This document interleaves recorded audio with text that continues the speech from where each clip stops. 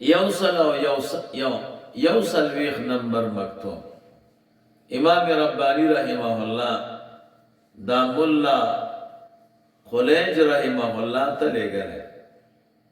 په دې مکتوب کې امام رباني رحمه الله فرمایلی دي چې د سلوک او د تصوف د ټولو نه عمده کارونه هغه دوه دي.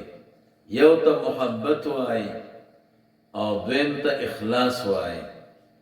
عمده کار پکې دا دی. دا باقی چې څومره امور دي دا تر دې دوه پورې متعلق. يوصل او 240 نمبر مکتوب دا امام رباني رحمه الله لیکل دی مولا عبدالغفور سمرقندی رحمه الله. په دې مکتوب کې امام رباني رحمه الله فرمایي چې د بزرګانو د طریقت سره د ربط پیدا شو او تعلق د پیدا شو، نو چې لږ شی د دوی درته حاصل شو هغه لږ نه دی، د ټولو نه ډېر دی. چې معمولی محبت او د دوی ربط درته الله تعالی نصیب که نو دا بیا هغې ته لږ ونه وایه، د ټولو نه ډېر دی.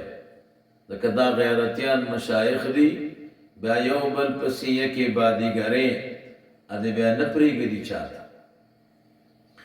يوصل او 340 نمبر مکتوب امام رباني رحمه الله دا ملا شمس رحمه الله ته لیکلی. په دې مکتوب کې امام رباني رحمه الله فرمایلی دی دتا چې موسم د ځوانۍ دا غنیمت شماره. ځواني یو قیمتي ژوند دی، لهو او لعب کې صرف نه کې، بیا به د دې ارمان کې نه به هغسې عبادت کولی شي، نه به هسې خدمت کولی شي، نه به بیا هغه زور او طاقت درکړي. رسول الله مبارک ځکه فرمایي شبابکا قبل حرمکا، خپله ځواني غنیمت وګڼه مخکې د زوړوالي نه. يوصل 440 نمبر مکتوب امام رباني رحمه الله دا حافظ محمود لاهوري رحمه الله ته لیکلی دی. په دې مکتوب کې امام رباني رحمه الله دا سلوک یو مسله بیانوي چې دا سیر څه معنا ده. بیا فرمایي سیر الله او سیر فی الله، دا دواړو سیرونو بیان څه دی او د دې وضاحت یې کړی. او بیا فرمایلی دي چې سیر الله او د سیر فی الله نه بعد یو دوه سیرونه نور هم شته، د هغې بحث په دې مکتوب کې کړی. يوصل او 45 نمبر مکتوب امام رباني رحمه الله دا ملا عبدالرحمن مفتی رحمه الله ته لیکلی.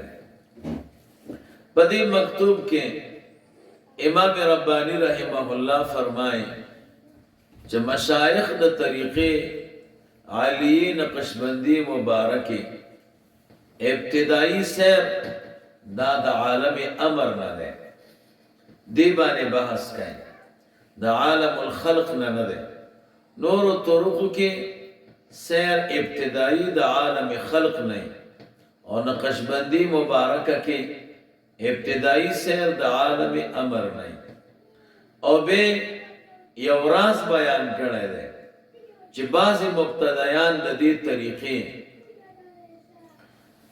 هغوی باندې اثر نه کوي په سرعت سره. دا ولې؟ نو د هغې وجه او راز بیان کړی.